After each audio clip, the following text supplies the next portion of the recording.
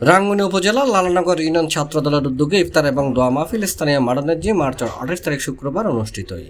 Union ছাত্র দলের সভাপতি সাইফুল ইসলামের সভাপতিত্বে এটা প্রধান অতিথি ছিল উত্তর জেলা ছাত্র দলের সিনিয়র সহসভাপতি বিপি আনসারউদ্দিন।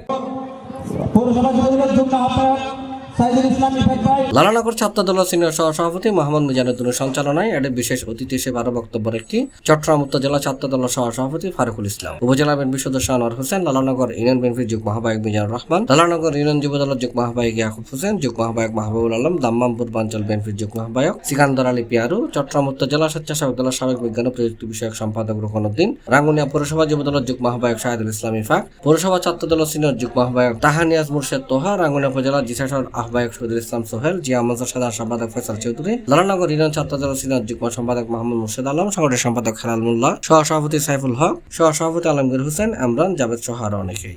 আমি তাদের মধ্যে থেকে বলি, আপনারা যারা বক্তব্য দেন বলেন কার মামলা আছে, কার মামলা আছে 17 বছর রাঙ্গুনিয়া থানায় কি মামলা খেয়েছেন নাম বলেন। প্রাণ প্রিয় নেতা জনতা হুম্মাম কাদের চৌধুরীর নির্দেশে আমরা বিভিন্ন ইউনিয়নে বিভিন্ন বাজারে ইফতার মাহফিলের কর্মসূচি ঘোষণা করেছি। ওইখান থেকে আমরা মেসেজ দিচ্ছি যেখানে আমাদের ওখানে কোনো মহস থাকবে না। আমাদের নেতা আশঙ্কা কত ছিল আর যে দলীয় সমর্থন নিয়ে সেদিন উপজেলা নির্বাচনে লড়েছিল বলে দিতে চাই, হুম্মাম কাদের চৌধুরীর কর্মীরা এখনই কিছু বলে নাই। আমি বক্তব্য শেষে একটা কথাই বলতে চাই, শহীদ জিয়া অমর হোক। সহসভাপতি মোহাম্মদ সাগর ঢাকার মনে করা দিচ্ছি গত বছর এই দিনে লাস্ট রমজানের 15 বাঁচাতে পারবো ওদিন আমি হুম্মাম ভাইয়ের সাথে হাত মিলাবো, তার আগে আমি হাত মিলাবো না।